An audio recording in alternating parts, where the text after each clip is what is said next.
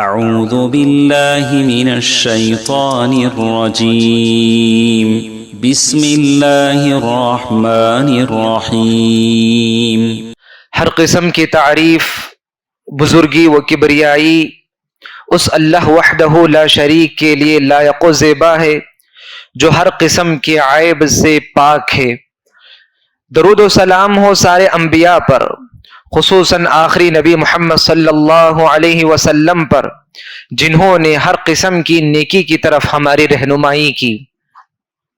حاضرین جمعہ، عزیز نوجوان ساتھیوں اور قابل احترام میری اسلامی ماؤں اور بہنوں، پچھلے جمعے کے خطبات میں ہم نے اللہ تعالیٰ کے نزدیک سب سے پسندیدہ 4 کلمات میں سے 2 کلمے کے سلسلے میں تفصیل سے ہم نے بہت ساری باتیں معلوم کی۔ یوں کہیں کہ اللہ اکبر اور الحمدللہ، ان دونوں کلمات کی کیا اہمیت ہے، ان دونوں کلمات کی کیا فضیلت ہے، اور یہ دونوں کلمات ایک مومن کو، ایک مسلمان کو کب کب ادا کرنا چاہیے، یہ سب باتیں ہم نے پچھلے خطبات میں معلوم کی۔ آج کے خطبے میں باذن اللہ ہم ایک تیسرا کلمہ جو اللہ تعالیٰ کے نزدیک سب سے محبوب اور سب سے پسندیدہ کلمہ ہے، وہ ہے سبحان اللہ، جس کو ہم تسبیح کہتے ہیں، جس کا تذکرہ ہم بار بار اپنی زبان سے ادا کرتے ہیں۔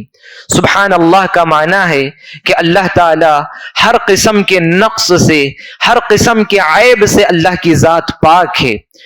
ہر قسم کے وہ عیب کیا کیا ہیں؟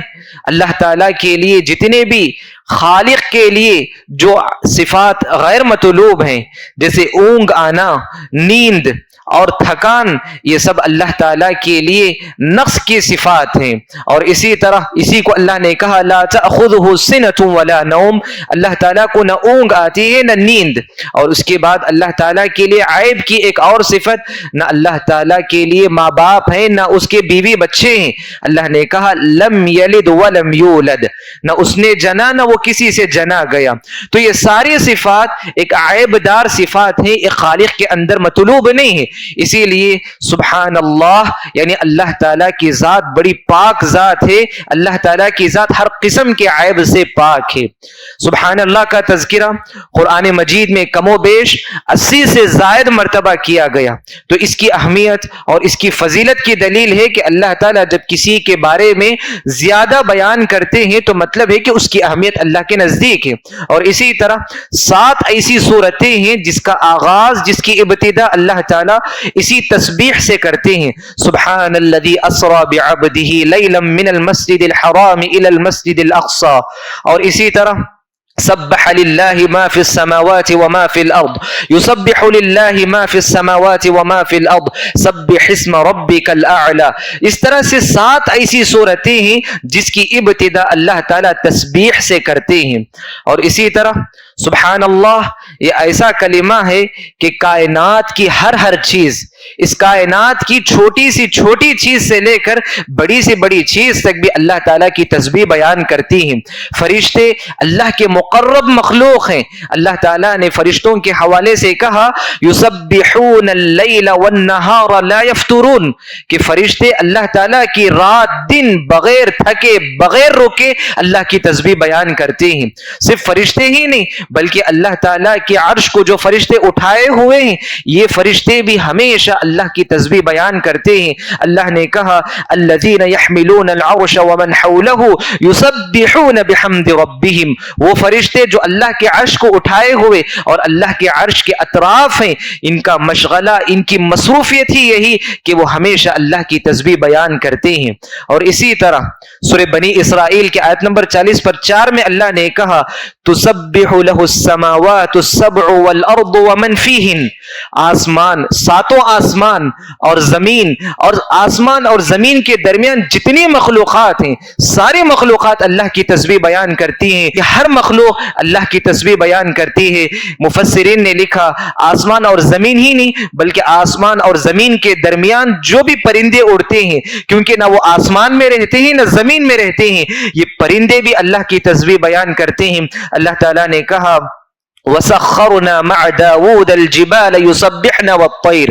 داؤد علیہ السلام جب زبور کی تلاوت کرتے تو پہاڑ اور اسی طرح پرندے بھی ترنم کے ساتھ داؤد علیہ السلام کے پاس جمع ہو جاتے اور جمع ہو کر داؤد علیہ السلام کے ساتھ ہی وہ تسبیح بیان کرنے میں مصروف رہتے.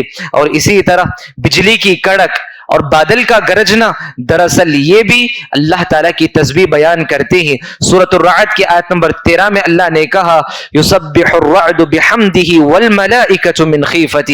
یہ بجلیاں، یہ بادل کا گرجنا دراصل یہ بھی اللہ کی تسبیح بیان کرتے ہیں.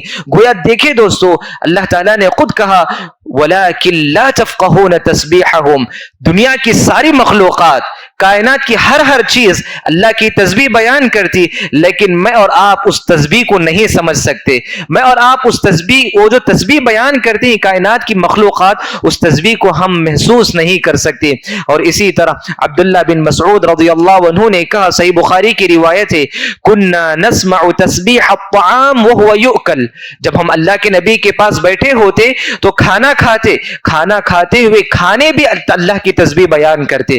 سبحان اللہ. دیکھیں، کھانا جس کے اندر روح نہیں ہے وہ بھی اللہ کی تسبیح بیان کرتے ہیں. تو اندازہ لگا کر دیکھیں کہ کائنات کی چھوٹی سی چھوٹی چیز بھی جب اللہ کی تسبیح بیان کرتی ہے تو ہم انسان اللہ تعالیٰ کے کس قدر محتاج ہیں، کس قدر ضرورت مند ہیں کہ ہم ہمیشہ اللہ تعالیٰ کی تسبیح بیان کریں. اور اسی طرح سبحان اللہ کہنا یہ انبیاء کا معمول تھا. انبیاء ہمیشہ کبھی بھی سبحان اللہ کا سہارا لیتے تھے. موسیٰ علیہ السلام کو جب اللہ تعالیٰ نے فرعون کے پاس بھیجا تو اللہ تعالیٰ سے موسیٰ علیہ السلام نے کہا وَجَعَلْ لِي وَزِيرًا مِّنْ أَهْلِي هَارُونَ أَخِي. اے اللہ میرے گھر والوں میں سے میرا ساتھ دینے والا میرے بھائی ہارون کو بنا دے. پھر اس کے بعد میرا ساتھ دینے والا اور مجھے تھامنے والا بنا کر فرعون کے دربار میں بھیج. پھر اس کے بعد کیا کہا کہ نُسَبِّحَكَ كَثِيرًا، تاکہ ہم تیری زیادہ سے زیادہ تسبیح بیان کر سکے، وَنَذْكُرَكَ كَثِيرًا، اور تجھے بہت زیادہ یاد کر سکے. پھر اسی طرح زکریا علیہ السلام کو جب اللہ تعالیٰ نے یحییٰ کی خوشخبری دی تو اللہ تعالیٰ نے اس خوشخبری کی دلیل کے طور پر کہا وَاذْكُرْ رَبَّكَ كَثِيرًا وَسَبِّحْ بِالْعَشِيِّ وَالْإِبْكَارِ. اے زکریا آپ صبح شام اللہ کی تسبیح بیان کرتے رہنا. اور اسی طرح اللہ کے نبی صلی اللہ علیہ وسلم کا بھی یہی معمول تھا. خود اللہ کا یہ حکم تھا وَسَبِّحْ بِحَمْدِ رَبِّكَ قَبْلَ طُلُوعِ الشَّمْسِ وَقَبْلَ غُرُوبِهَا. اے نبی آپ سورج طلوع ہونے سے پہلے اور سورج غروب ہونے سے پہلے اللہ تعالیٰ کی آپ تسبیح بیان کرتے رہے. تو یہ انبیاء کا معمول تھا کہ وہ ہمیشہ اللہ کی تسبیح بیان کیا کرتے تھے. اور آگے بڑھے، یہ سبحان اللہ کہنا، تسبیحات کی پابندی کرنا، یہ دراصل یہ ہماری پریشانیوں کا حل ہے. اگر آپ پریشان ہیں، آپ تنگ حال ہیں، آپ اپنے اندر ایک پریشانی کو محسوس کر رہے ہیں، آپ کا دل بے چین ہے، تو آپ ہمیشہ سبحان اللہ پڑھے، کثرت سے آپ اللہ کی تسبیح بیان کرے. یونس علیہ السلام جب رات کی تاریکی میں، سمندر کی تاریکی میں، مچھلی کے پیٹ کی تاریکی میں تھے تو انہوں نے کس دعا کا سہارا لیا؟ اللہ تعالیٰ نے کہا لا الہ الا انت سبحانک انی کنت من الظالمین. پروردگارا تیرے علاوہ کوئی معبود برحق نہیں ہے، تیری ذات پاک ہے، میں ہی گنہگار تھا، میں ہی ظلم کرنے والا تھا. اللہ تعالیٰ نے سورہ صافات میں کہا فلولا انه كان من المسبحين للبث في بطنه الى يوم يبعثون. اگر یونس علیہ السلام اللہ کی تسبیح نہیں بیان کرتے تو قیامت تک وہ مچھلی کے پیٹ ہی میں رہتے. دیکھیں سبحان اللہ، پریشانی میں تھے یونس علیہ السلام، لیکن اللہ تعالیٰ نے ان کو اس پریشانی سے نکالنے کے لیے اسی تسبیح کے ذریعے سے اللہ نے ان کو اس پریشانی سے نجات دلایا. تو معلوم ہوا کہ پریشانی کا واحد حل جو قرآن میں اللہ نے بتایا وہ یہی ہے کہ ہم زیادہ سے زیادہ تسبیح کا اہتمام کریں. سبحان اللہ. اس طرح کے بہت سارے کلمات ہیں، انشاءاللہ آگے ہم معلوم کریں گے، ان تسبیحات کی ہم پابندی کریں. اور اسی طرح اللہ کے نبی صلی اللہ علیہ وسلم، مکے کے جو مشرکین تھے ان کی بہت ساری باتیں ایسی تھی اللہ کے نبی کے دل کو بہت بیزار لگتا تھا. خود اللہ تعالیٰ نے کہا وَلَقَدْ نَعْلَمُ أَنَّكَ يَضِيقُ صَدْرُكَ بِمَا يَقُولُونَ. اے نبی ہم جانتے ہیں کہ مشرکین آپ کو جو کچھ بولتے ہیں کیا کیا بولتے تھے مشرکین اللہ کے نبی کو؟ کبھی شاعر کہتے، کبھی کاہن کہتے، کبھی جادوگر کہتے، کبھی پاگل کہتے تھے. اللہ کے نبی کو بیزار ہوتا تھا، اللہ کے نبی پریشان ہو چکے تھے. تو اللہ تعالیٰ نے کیا کہا؟ فسبح بحمد ربک وَلَقَدْ نَعْلَمُ أَنَّكَ يَضِيقُ صَدْرُكَ بِمَا يَقُولُونَ وَسَبِّحْ بِحَمْدِ رَبِّكَ وَكُن مِّنَ السَّاجِدِينَ. آپ اللہ کی تسبیح بیان کیجئے. تو معلوم ہوا کہ ہمارے دل کا علاج، ہمارے دل میں اگر ہم کبھی گھٹن محسوس کرتے ہیں، پریشانی محسوس کرتے ہیں، تو ہم اللہ تعالیٰ کی تسبیح بیان کریں. اور اسی طرح سبحان اللہ کہنا یہ ہماری جسمانی کمزوری یعنی جسمانی طاقت کے لیے، جسمانی کمزوری کے لیے ایک غذا ہے. کیا دلیل ہے؟ فاطمہ رضی اللہ عنہا گھر کے کام کاج کر کے، گھر کی خدمت کر کے تھکے ماندے اللہ کے نبی کے پاس آئی اور آ کر کہنے لگی اللہ کے نبی مجھے معلوم ہوا کہ آپ خادموں کو تقسیم کر رہے ہیں، لہٰذا آپ میرے لیے بھی ایک خادم دے دیجئے. اللہ کے نبی صلی اللہ علیہ وسلم نے کہا جب تم سونے کے لیے بستر پر آؤ تو 33 مرتبہ سبحان اللہ کہنا، اور 30 پر 3 مرتبہ الحمدللہ کہنا، اور 30 پر 4 مرتبہ اللہ اکبر کہنا. اس کی وجہ سے تمہارے دن بھر کے جو تھکان ہوں گے، تمہارے دن بھر کی جو جسمانی تکلیف ہوگی، اللہ تعالیٰ اس تکلیف کو، اس تھکان کو دور کر دے گا. تو دیکھیں سبحان اللہ، یہ سبحان اللہ کا جو کلمہ ہے یہ ہماری جسمانی غذا ہے، جسمانی طاقت کا ذریعہ ہے. اور اسی طرح اللہ کے نبی صلی اللہ علیہ وسلم نے مختلف موقعوں پر سبحان اللہ یعنی اللہ کی تسبیح بیان کرنے والے اس ذکر کو پڑھنے کی تعلیم دی. کب کب اللہ کے نبی نے کہا اس کو پڑھنے کی؟ اللہ کے نبی صلی اللہ علیہ وسلم نے کہا جب تم سواری پر بیٹھو تو اللہ کی تسبیح بیان کرو. اللہ کے نبی نے قرآنی یہ دعا کو سکھلائی سبحان الذی سخر لنا هذا وما كنا له مقرنین. اور اسی طرح جب ہم کسی بلندی سے نیچے کی طرف آئے تو اللہ کے نبی نے کہا کہ تم بلندی سے نیچے اترتے ہوئے سبحان اللہ کہتے ہوئے نیچے اترو. اور اسی طرح جب ہم نماز کی ابتدا کرتے ہیں تو دعائے استفتاح میں بھی ہم سبحان اللہ تسبیح سے ہی ہم نماز کی ابتدا کرتے ہیں سبحانک اللہم وبحمدک وتبارک اسمک، کہ نماز کی ابتدا بھی ہم تسبیح سے کرتے ہیں. جیسے ہی نماز ختم ہوئی، نماز کے ختم ہونے پر بھی اللہ کے نبی صلی اللہ علیہ وسلم نے تسبیحات کو پڑھنے کی ہمیں تعلیم دی. اور اسی طرح مجلس کے اختتام پر، مجلس کے اختتام پر اللہ کے نبی صلی اللہ علیہ وسلم نے کہا جب کسی مجلس میں کوئی جمع ہوتے ہیں اور اس مجلس میں جب کبھی بیکار باتیں، فضول کی باتیں ہو جاتی ہے تو اختتام مجلس سے پہلے یہ دعا پڑھے سبحانک اللہم وبحمدک اشہد ان لا الہ الا انت استغفرک واتوب الیک. تو اس مجلس میں ہونے والی غلطیوں کو اللہ تعالی معاف کر دیتے ہیں. اس کو ہم کفارہ مجلس کی دعا کے نام سے ہم یاد رکھے ہیں اور اس دعا کی بھی پابندی ہمیں کرنی چاہیے. تو دیکھیں اللہ کے نبی صلی اللہ علیہ وسلم نے کئی مختلف موقعوں پر ہمیں تسبیحات کو ادا کرنے کی تعلیم دی. اور دوستو یہ سبحان اللہ یعنی تسبیح اتنا فضیلت والا کلمہ ہے کہ اس کلمے کے ذریعے سے ہم بہت ساری نیکیاں کما سکتے ہیں اور ہمارے بہت سارے گناہوں کو ہم مٹا سکتے ہیں. بہت ساری دلیلیں ہیں، 4 دلیلیں آپ کے سامنے رکھنا مناسب سمجھتا ہوں. پہلی بات ہے اللہ کے نبی صلی اللہ علیہ وسلم نے ایک مرتبہ صحابہ سے پوچھا ایعجز احدکم ان یکسب کل یوم 1000 حسنہ. اللہ کے نبی نے پوچھا کہ تم میں سے کوئی شخص اس بات کی طاقت رکھتا ہے کہ وہ ہر روز 1000 نیکی کما سکے؟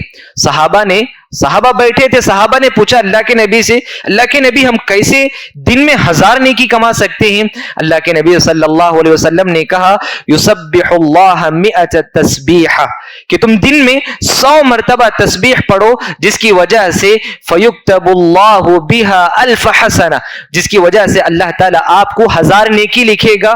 ویحط عنہ بہا 1000 سیئہ و1000 خطیئہ، اور اس کے ذریعے سے اللہ تعالیٰ آپ کے 1000 گناہوں کو اللہ تعالیٰ مٹائے گا. دیکھیں سبحان اللہ، دن میں ہم سبحان اللہ کا کلمہ اگر 100 مرتبہ پڑھتے ہیں تو گویا کہ ہم 1000 نیکیاں کماتے ہیں اور 1000 گناہوں کو ہم مٹا لیتے ہیں.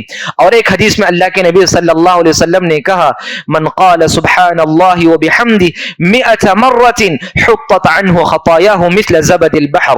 جو بھی شخص دن اور رات میں 100 مرتبہ، دن کے کسی بھی وقت میں آپ 100 مرتبہ آپ سبحان اللہ وبحمدہ پڑھیں گے تو آپ کے گناہ اللہ تعالیٰ معاف کریں گے، گرچہ آپ کے گناہ سمندر کے جھاگ کے برابر کیوں نہ ہو. سمندر کا جھاگ کہتے ہیں سمندر کے اوپر کا جو حصہ ہوتا ہے اتنا گناہ بھی کیوں نہ ہو چھوٹے موٹے گناہوں کو اللہ تعالیٰ معاف کر دیتے ہیں. اور اسی طرح تیسرا فائدہ، تیسری فضیلت یہ اللہ کے نبی صلی اللہ علیہ وسلم نے کہا من قال سبحان اللہ وبحمدہ غرست لہ نخلۃ فی الجنہ، جو بھی بندہ ایک مرتبہ، صرف ایک مرتبہ سبحان اللہ وبحمدہ کہے گا، اس کے لیے جنت میں ایک کھجور کا درخت لگا دیا جاتا ہے. دیکھیے سبحان اللہ کتنا چھوٹا عمل ہے، ایک مرتبہ آپ سبحان اللہ وبحمدہ پڑھیں گے تو آپ کے لیے جنت میں ایک کھجور کا درخت لگا دیا جاتا ہے. اور چوتھی دلیل، چوتھا فائدہ اور اس کی فضیلت یہ کہ یہ سبحان اللہ وبحمدہ سبحان اللہ العظیم، یہ دو ایسے کلمات ہیں جس کے حوالے سے اللہ کے نبی صلی اللہ علیہ وسلم نے کہا کلمتان حبیبتان الی الرحمن، دو کلمے ایسے ہیں جو اللہ کو بہت زیادہ پسند ہے. ثقیلتان فی المیزان، اور یہ دونوں کلمات کل روز قیامت ترازو میں بہت وزندار ہوں گے، بہت بھاری ہوں گے. اور خفیفتان علی اللسان، زبان پر بہت ہی ہلکے کلمات ہیں. اللہ کے نبی نے کہا سبحان اللہ وبحمدہ سبحان اللہ العظیم. دیکھیں سبحان اللہ کتنے چھوٹے چھوٹے کلمات ہیں، چھوٹی چھوٹی نیکیاں ہیں، لیکن کل کے دن، قیامت کے دن ترازو میں یہی اعمال ہمارے وزندار اور بھاری ہوں گے. تو دوستو دنیا کے ختم ہونے سے یہ نیکیاں بھی، یہ تسبیحات بھی ختم نہیں ہو جاتے، بلکہ جنت میں جب جنتی داخل ہو جائیں گے تو جنتیوں کا آپسی جو مشغلہ ہوگا، جنتی جو آپس میں جو گفتگو کریں گے، اسی تسبیحات کی گفتگو ہوگی. اللہ تعالیٰ نے قرآن میں کہا دعواہم فیہا سبحانک اللہم، وہ آپس میں جب گفتگو کریں گے تو آپسی ان کی گفتگو بھی اسی تسبیحات کی بنیاد پر ہوگی. تو دیکھیں دنیا میں بھی یہ تسبیحات انسان کو فائدہ پہنچاتی ہیں، اور آخرت میں بھی جنت میں جب جنتی چلے جائیں گے اس موقع پر بھی یہ تسبیحات اس کو فائدہ پہنچاتی ہیں. لہٰذا کہنے کا مطلب یہ کہ تسبیحات یہ ایسا کام ہے، یہ ایسی مصروفیت ہے کہ اس کے لیے ہمیں الگ سے وقت نکالنے کی ضرورت نہیں ہے، الگ سے اس کے لیے ٹائم نکالنے کی ضرورت نہیں ہے. چلتے پھرتے اٹھتے بیٹھتے دکان میں مکان میں ہر جگہ آپ اپنی زبان کو اللہ تعالیٰ کی یاد سے تر رکھنے کی کوشش کریں. اللہ تعالیٰ نے قرآن میں کہا یا ایھا الذین آمنوا اذکروا اللہ ذکرا کثیرا وسبحوہ بکرۃ واصیلا. اے ایمان والو تم صبح شام اللہ کی کثرت سے یاد کرو، اللہ تعالیٰ کو زیادہ سے زیادہ یاد کرو. اور خصوصاً کون سا ذکر یاد کرنے کو اللہ نے کہا وَسَبِّحُوهُ بُكْرَةً وَأَصِيلًا، صبح شام اللہ کی آپ تسبیح بیان کرو. ایک مؤمن کی شان، ایک مؤمن عورت کی، ایک مؤمن مرد کی، ایک مسلمان کی علامت ہے کہ وہ اللہ کو بہت زیادہ یاد کرنے والا ہوتا ہے. اس کے مقابلے میں منافق کی علامت کیا بتائی گئی؟ وَلَا يَذْكُرُونَ اللَّهَ إِلَّا قَلِيلًا، منافق اللہ کو بہت کم یاد کرتے ہیں، لیکن ایک مومن اللہ کو بہت زیادہ یاد کرنے والا ہوتا ہے. لہٰذا دوستو ہم ہمیشہ اپنی زبان کو اللہ کی یاد سے تر رکھیں. اس کے لیے جیسے ابھی بتایا آپ کے سامنے بات آئی کہ اس کے لیے وقت نکالنے کی ضرورت نہیں، ہمیشہ ہم اپنی زبان کو اللہ کی یاد سے تر رکھنے کی کوشش کریں. اللہ کے نبی صلی اللہ علیہ وسلم اپنی رسالت کی اس ذمہ داری کو ادا کرنے کے بعد اللہ تعالیٰ نے قرآن کی سب سے آخری سورت نازل کر کے کہا اذا جاء نصر اللہ والفتح ورأیت الناس يدخلون فی دین اللہ افواجا فسبح بحمد ربک واستغفر انہ کان توابا. جب اللہ تعالیٰ کی مدد آ گئی اور اللہ تعالیٰ کی طرف سے کامیابی آ گئی، اللہ کے نبی صلی اللہ علیہ وسلم نے دیکھا کہ لوگ اسلام میں پے در پہ داخل ہوتے جا رہے ہیں، تو اللہ کے نبی کو اللہ تعالیٰ نے حکم دیا کہ آپ اپنے پروردگار کی تسبیح بیان کیجئے اور استغفار کیجئے، اللہ تعالیٰ بہت معاف کرنے والا ہے. تو اللہ کے نبی کی ابتدا بھی سبح اسم ربک الاعلی کہہ کر اللہ تعالیٰ نے کہا اے نبی آپ اپنے بلند و بالا رب کی آپ تسبیح بیان کیجئے، اور آخر میں بھی اللہ تعالیٰ نے کہا فسبح بحمد ربک واستغفر، اے نبی آپ اپنے پروردگار کی تسبیح بیان کیجئے. لہٰذا میری اور آپ کی زندگی ہمیشہ تسبیحات سے، تکبیرات سے، تحمید سے معمور ہونی چاہیے. ہمیشہ اللہ تعالیٰ کو یاد کریں، یاد رکھیں، جس کی وجہ سے ہمارے دل بھی زندہ رہیں گے اور ہمارے زندگی بھی زندگی کے ساتھ اور خوشحال زندگی گزر سکتی ہے. دعا ہے رب العالمین سے کہ اللہ رب العالمین مجھ کہنے والے کو، آپ تمام سننے والوں کو تسبیحات کی پابندی کرنے والا بنائے. آمین. اقول قولی هذا واستغفر الله لي ولكم ولسائر المسلمين من كل ذنب فاستغفروه انه هو الغفور الرحيم.